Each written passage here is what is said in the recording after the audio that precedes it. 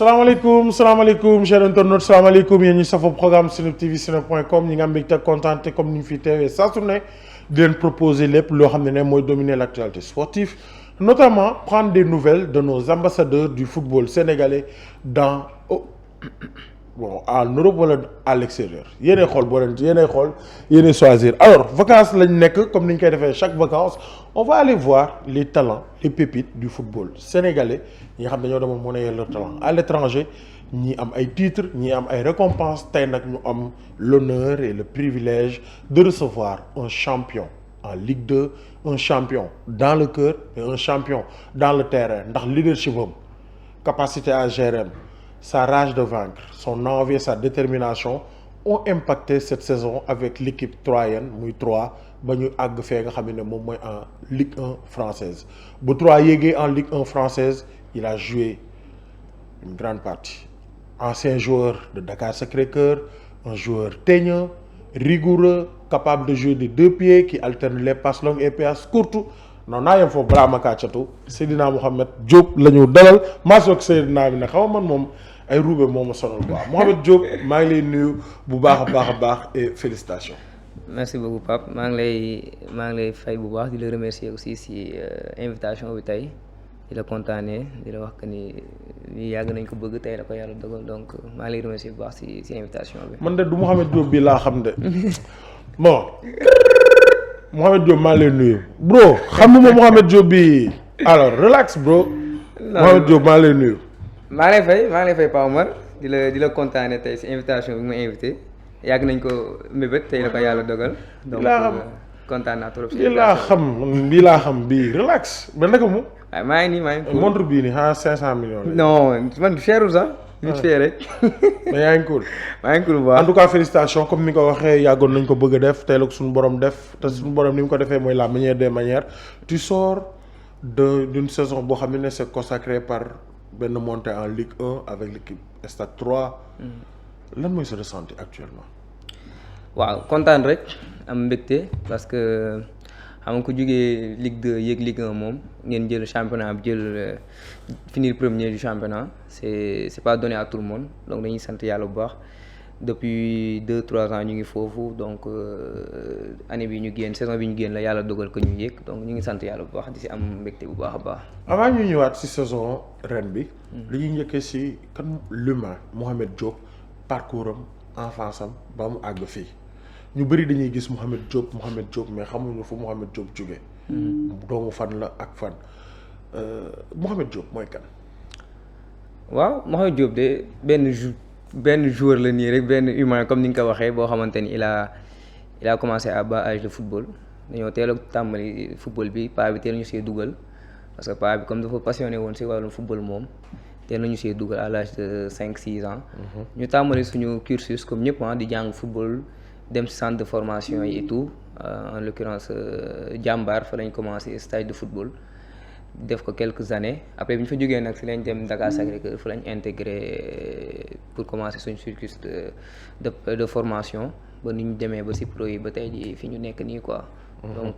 joueur la comme yeneen joueurs yi rek. Mohamed Diop particularité bi mu am mooy amul woon problème pour góorgóorlu. ndax ñu ngi gis comme ni nga koy gisee ci photo yi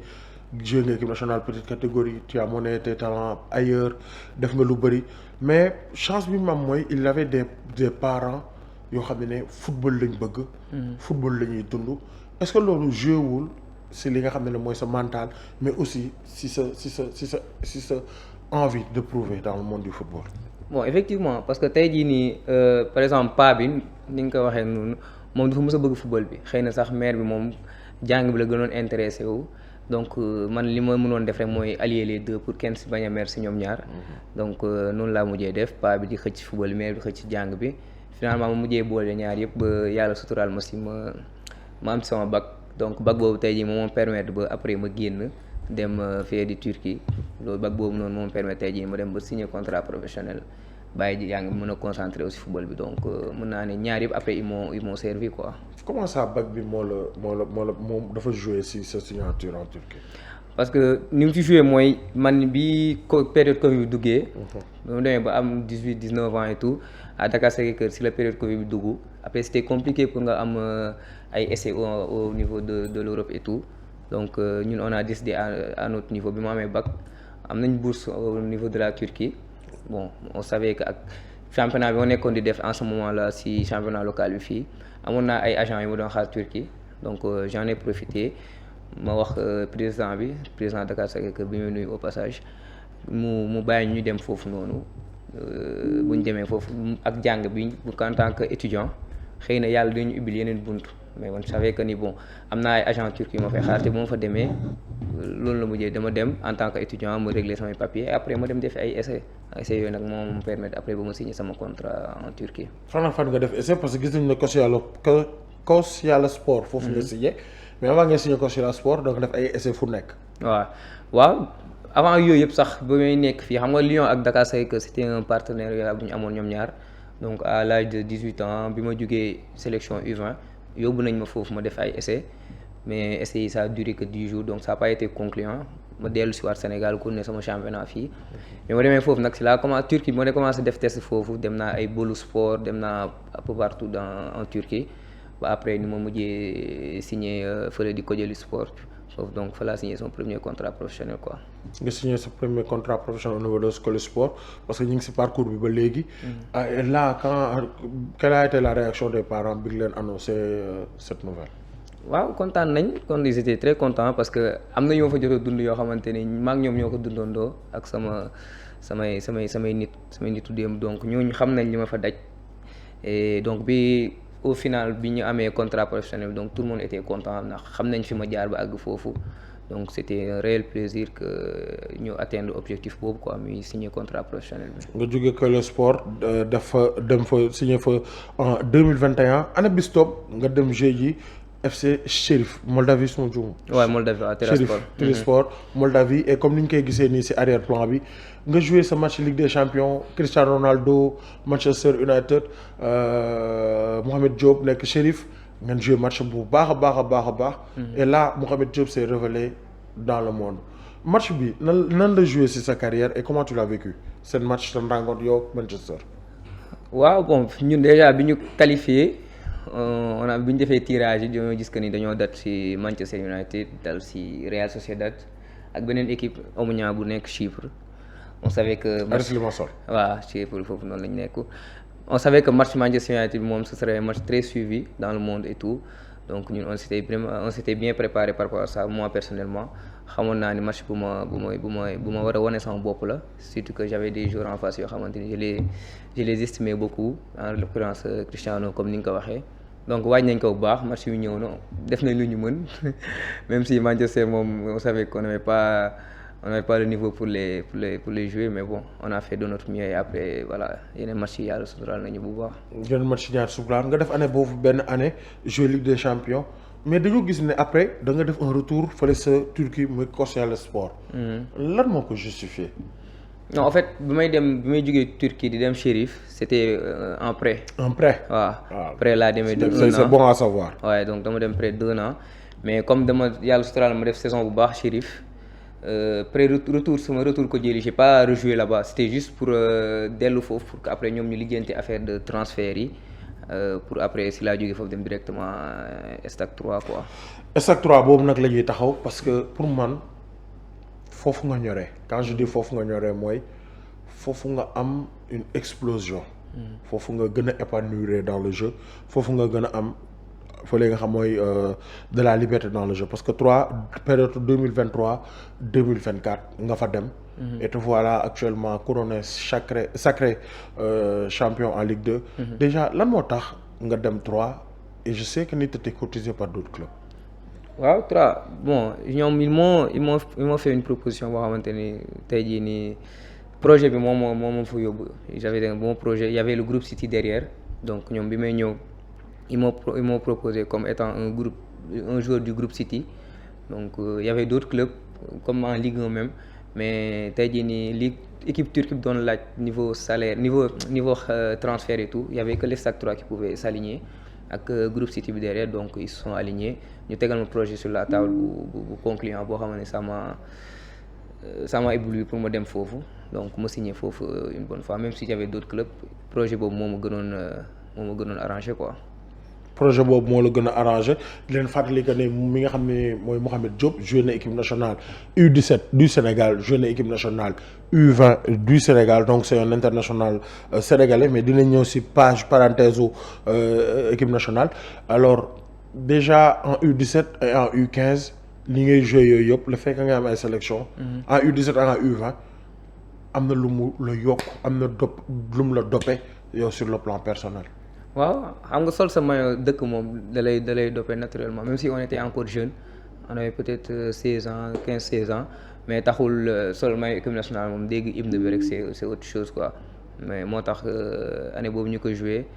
c'était une fierté pour man pour sama famille pour samay xarit ak yooyu noonu donc yokk nañu lu bëree te tax na aussi bi ñu fa génnee ci sélection yooyu noonu ça nous a forgé en tant que joueur et en tant qu'homme aussi yokk nañu lu bëri may nañu tamit expérience boo xam ne njëriñ nañu tey jii boobu moo tax ñu mën a agsi fi ñu agsi nii quoi. ñu taxaw foofu ñëwaat 3 ci saison bi ngeen def ren à quel moment yéen ngeen sentir ne you can do it mën ngeen ko def muy monter en Ligue 1 parce que ren 3 dafa commencer top afficher les ambitions. Qu'est-ce qui a été déterminant cette saison ba SAC 3 dem monter en Ligue 1. waaw déjà dès le début coach bi il est arrivé l'année dernière avant saison bi saison d'avant bi il est arrivé mais ni mu egsee on n'avait pas fait la préparation ak moom donc moom on savait que c'était un très bon coach mais qu'il a pas eu le temps de préparer son équipe comme il le voulait donc saison boobu c'était une saison peut-être de préparation ou de transition bu war a andi saison bi tey donc moom bi muy ñëw il savait ses ambitions il savait ce qu'il voulait donc saison bii la ko prouvé donc bi mu ñëwee direct début saison bii nii ñu génn nii dafa ñëw wooñu ñun cadres yi 4-5 jours nañu moom son objectif minimum c'est de jouer les playoffs mooy bokk ci 5 premiers yi et après si toutefois loolu am aussi si toutefois on se retrouve au-dessus de ça on va essayer mais minimum c'est de jouer les playoffs donc il a déjà fixé ses objectifs nous aussi on savait que ak groupe bi ñu yor ak joueurs yi ñu jënd et tout on avait bien mixé entre l'expérience et les quelques jeunes qui sont montés de la réserve et tout qu'on pouvait faire quelque chose donc dès le début on a très bien commencé le championnat avec des victoires on n'a pas perdu de match donc nous aussi on savait que bon bëgguñ ci dugg carrément di waxu monter parce que c'était encore tôt mais on savait déjà que on avait la chance et que on pouvait obtenir cette montée finalement on l'a fait quoi. La particularité de Mouhamed Diop mooy mën na jouer devant la défense mën na jouer box to box mën na jouer animation en milieu offensif. Palette boobu noonu c'est dans la formation ou bien c'est le vécu moo tax nga am ko. Je pense que c'est un peu des deux parce que Dakar Sacré-Cœur formation bi ñu ma formé c'était plus en numéro 10 comme numéro 9 sax laa commencé bi may gën a nekk xale mais bi ma demee équipe nationale cadet en l'occurrence Alimal coach Alimal maa ngi koy nuyu de passage moom moo yóbbuwaat numéro 10 donc sama mën naa ne fa laa commencé di jouer numéro 10 après numéro 10 ba ni ma nekkee capitaine Dakar Sacré-Cœur bi ma demee Kocaeli Sport Turquie bon am nga coach bu nekk ak ni muy jouer on jouait plus en 4-2-3-1 il y avait pas de 10 on jouait plus en 4-3-3 avec 2 relayeurs donc je me suis repositionné en 8 après 8 boobu nag si laa commencé di jouer Kocaeli Chérif ba sama saison yi à l'Estac 3 ba saison ren bii bon j'ai débuté en 8 premier match deuxième match suñ numéro 6 bi gaañu donc si yeneen milieu de terrain yi fa nekkoon yëpp coach bi man la gisoon que j'avais plus l'aptitude à jouer devant la défense donc il m'a reculé finalement ça a marché et voilà je me suis retrouvé à jouer toute la saison devant la défense quoi. Jouer toute la saison devant la défense beneen bi ñu seetlu cette saison mooy en fin de championnat Mohamed portait le brassard de capitaine. C'est le leadership qui a parlé ba ñu jox la ko ou bien c'est l'ancienneté. Bon je pense que c'est un peu des deux parce que y a le leadership parce que man moom je suis pas quelqu'un qui parle beaucoup ay niveau vestiaire xam nga am na ay nit yoo xamante ne ñoom vestiaire dañuy galvaniser joueurs yi et tout je suis pas ce joueur-là mais niveau terrain moom da nga may dégg bu baax a baax je parle beaucoup aux joueurs je parle beaucoup ceux qui sont devant moi et tout coach bi man maa nekkoon peut-être kii yoom interlocuteur ak yeneen joueurs yi donc xam naa loolu la gis peut-être que mu ne bon ak son expérience aussi en Europe qu'il a eu avec la Ligue Europa et tout peut-être qu'il s'est dit que c'était le moment de le mettre en vice-capitaine donc finalement notre capitaine s'est blessé après il m'a donné le brassard quoi. mu dox le brassard. nga tax capitaine. ngeen dem ba jël li nga xam ne moom mooy championnat Ligue 2. jël Ligue 2 ngeen dem feet bu baax mais avec le recul soo médaille bii nga takk nii. ak trophée bii nii avec le recul qu'est-ce que tu vois combien de temps de sacrifice qu'est-ce que tu vois. yàgg na bi ma koy yàgg rêvé quoi parce que bi may ñëw 3 loolu moo nekkoon sama objectif parce que bi may ñëw dafa fekk juste ñoom jógee Ligue 1 di wàcc Ligue 2 donc man sama objectif mooy yéegaloon leen direct Ligue 1 donc on a travaillé sur ça liggéey si bu baax a baax man bi may jógee Chérif di ñëw foofu man dama ne woon paa bi que bu may dem 3 c'était pour yéegalaat équipe bi après ça a pris le temps qu'il ferait muy 2 saisons ba tey jii saison bii nii ñu yéegal équipe bi donc c'est une fierté ma am si mbégte bu baax a baax xam ni que sacrifié wu naa bu baax pour lii surtout saison bii liggéey naa si bu baax a baax ba tey jii nii yàlla suturaal ñu jël championnat bi quoi. yàlla suturaal ngeen jël championnat bi mais fi si gars yi dañuy gis le champion Mohamed Diop mais derrière il y a des nuits qui ont été longues il y a beaucoup de sacrifices si sa trajectoire. bëgg naa ñu ñëw moom même nga wax mu tuuti rek si say moments yu difficile ak période yoo xam ne métti woon na trop et qu'est-ce qui a lan moo déterminant yan choix nga def yoo xam ne ça a payé ba kii lay setaan nekk xale su tollee si situation boobu attitude bii la war a am. waaw peut-être période gën a difficile si sama carrière mooy bi ma eggee Turquie genre bi may door a egg si Turquie bi ma la ko waxee noonu mooy bi may ñëw j'étais venu en étudiant donc man dama yaakaar bu ma eggee rek su ma demee je règle mes papiers après agent yi day ñëw récupérer ma dem defi test tranquillement am sama équipe mais finalement ça s'est pas passé ainsi metti woon na dund nañ ko en mode équipe bu ñu dem c'était pas le bon moment lañ lay wax jotagul que bii nii période Covid la mu ngi jël joueur et tout finalement am benn agent bu ma jëloon yóbbu ma si benn équipe bu ñu naan Fatih Karagümrük te mu nekk Super League ma def fa test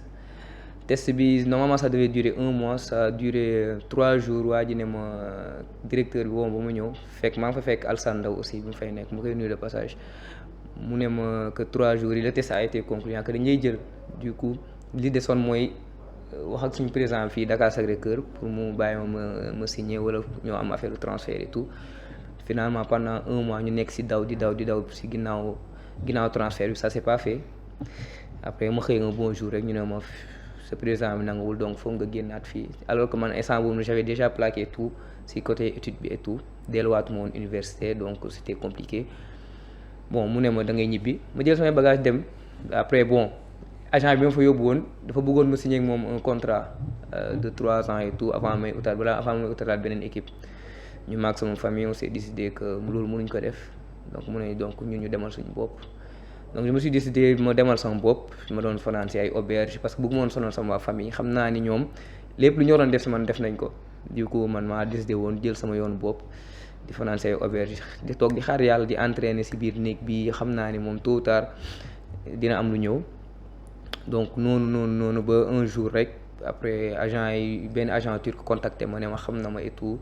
que gis na test yi ma def Karagümrük que ça a été concluant et que xam na li mu demee donc mu ne ma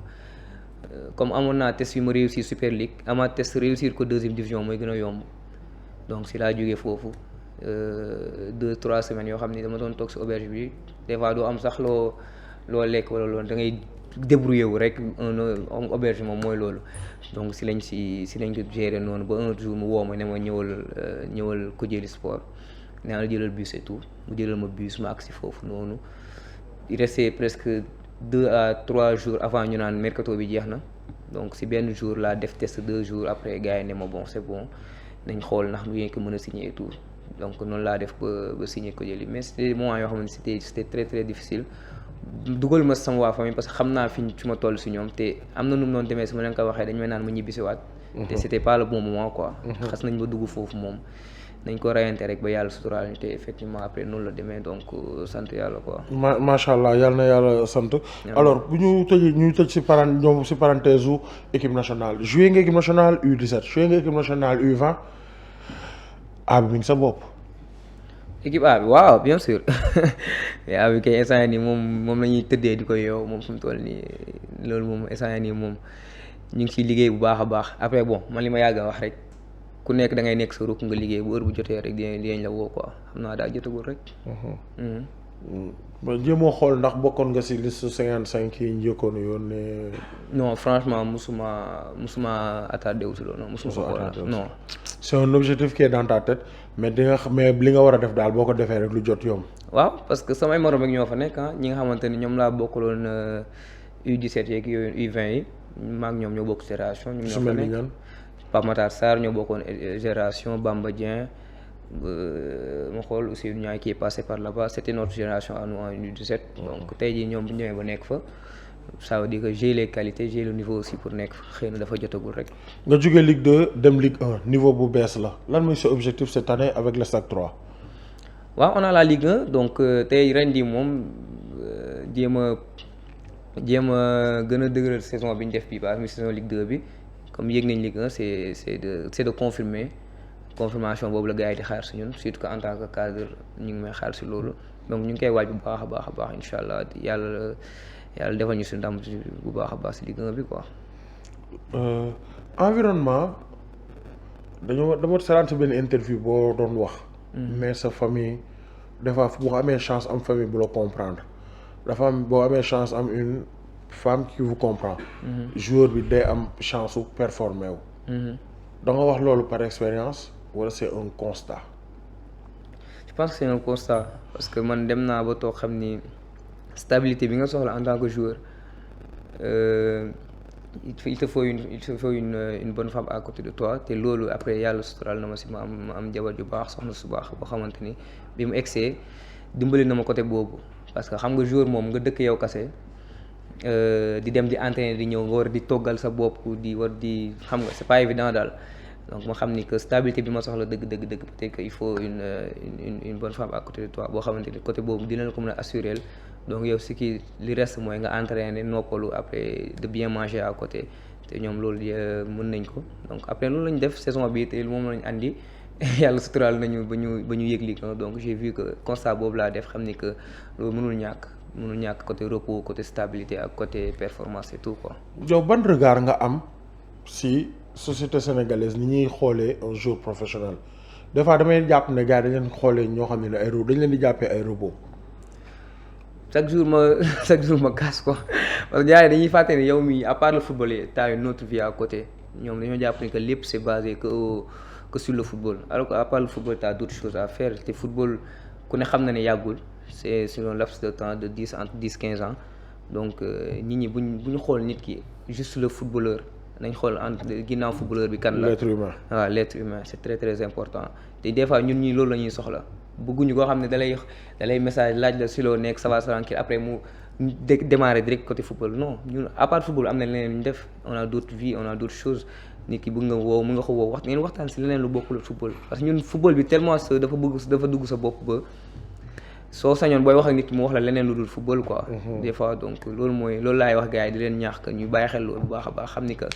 nit ñi footballeur bi ñuy gis ñi à part le football il a une autre vie quoi. Il y a une autre vie. En tout cas content naa trop d'avoir échangé avec vous sur votre parcours saison bi nga def ak SAC 3 say jaar ak ses difficultés l'environnement sur bi nga xam ne moom le joueur di am mais ñi ngi dem coupe du monde di nga supporter Sénégal bu baax a baax loolu on n'en disconvient pas. am nga yaakaar ne équipe bi war naa mën a tenir tête France ba dóor ko. France. Waaw à part France sax war nañ mën a dóor keneen ku France. Sénégal ils sont champions d'Afrique donc il faut surtout double champion d'Afrique donc faudra assumer bi nag mooy sur le terrain dóor France dóor Espagne dóor keneen c'est tout va se passer sur le terrain quoi donc gëm naa ni on a les joueurs qu'il faut ils jouent en Premier League ils jouent dans les gros championnats donc pourquoi pas gëm naa ni on a un très bon groupe on fait confiance au coach donc ñu ngi leen di ñaanal bu baax a baax ñu ngi seen ginnaaw aussi te gëm naa ni dinañ sori ci coupe du monde bi quoi incha allah. amiin yaa rabbil aalamiin yow tamit ñu ngi lay ñaanal yéeg nga en Ligue 1 nga gën a monnaie sa talent ndax joué nga les petites catégories de l'équipe nationale du A. yàlla na suñu borom dogal ba nga dugg ci A bi te mu nekk quelque chose de bien mérité. fi ma bëgg a daanelee nag mooy question sociale la rek vite fait. yow personnellement dafa am benn affaire bu ñu gis barki démb si réseau yi. mooy joueur ñuy seen relation entre le sénégalais le joueur sénégalais ak les supporters sénégalais. boo defulee match gars yi kaas. boo defee match gars yi tàccu. yow boo amoon loo leen di ñaan maanaam loo leen di wax. supporters yi man de en vrai chaque jour sama ñi may toogal ma leen koy wax ma leen football si yombul parce que next terrain moo xam li muy daj mais bañuñu ku kaas wala ku joxe avion parce que ñëpp xam nañ léegi ñëpp Sénégal par exemple ñëpp xam nañ football léegi. te bon mais na doon critique yoo xam ne ay critique yu positif wala objectif lay doon. pas que nga dugg si dugg ba joueur bi nga xamante ne bu gisee message sax mentalement ça peut le blesser quoi nañu xam ni que nit ki di jóg di ñëw jouer si équipe nationale def lu baax moo ko tax a jóg donc rater des matchs ça arrive à tout le monde rater une entrée ça arrive à tout le monde mais nañ jàpp nga ni nañ xool si li mu def ba équipe nationale c'est pas tous les joueurs qui viennent en équipe nationale du Sénégal aujourd'hui parce que les places vaut cher donc ñu xamee bu ñu ñëwee ba egsi foofu rek nañ xam que ni il a du talent et qu'il a du mérite aussi xëy na nag mën nga rater match tey suba yàlla def ay match yu baax donc li may ñaan supporter rek mooy nañ gën a jàppale joueurs yi di leen ñaanal te xam ni si compétition bi ñu jëm c'est pas évident mën nga si perte comme mën nga si gagner ay match mais bu ñu pertee nañ joxe ay critiques wala ay kii yu objectif te bu ñu gagner aussi ñu gën leen encourager gën leen ñaanal te ñu gën a doon benn xam ne loolu mooy jëmale Sénégal kanam quoi. jërëjëf Mouhamed Diop moom lañ dalaloon tey di nuyu tamit ak ñi nga xam ne mooy ses camarades depuis temps booy ñooy ànd ak madame mi nga xam ne moom lañ àndal ñëw ma bàyyi la rek si vous avez un mot de la fin votre mot de la fin ou bien des mots de remerciement. waaw di la remercier yow avant tout parce que yow moom sama waay nga comme ni ñu koy waxee même en pleine saison da nga may woo di ma conseil di ma jox ay conseils bu baax donc maa ngi la siy remercier bu baax di remercier aussi équipe bu ma fekk Seneweb bi ils nous ont très bien accueillis donc di ñaan Seneweb bi yàlla na gën a jëm kanam incha allah di nuyu sama xarit yi ma àndal muy Thierno Xuma Pape Cheikh di nuyu sama soxna si aussi di ko ñaanal yàlla defal ko jàmm bu baax a baax di nuyu sama papa ak sama yaay aussi ndax tey bu ñu toogee fii ginnaaw yàlla ñoom la. di nuyu fi ñu jógee aussi muy Thiaré Azur maa ngi leen nuyu bu baax a baax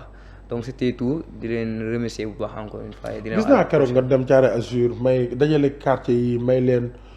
def giving back may leen ay maillot xam nga ñu sargal la may leen ak maillot yooyu qu'est-ce qui t'a poussé à faire ça.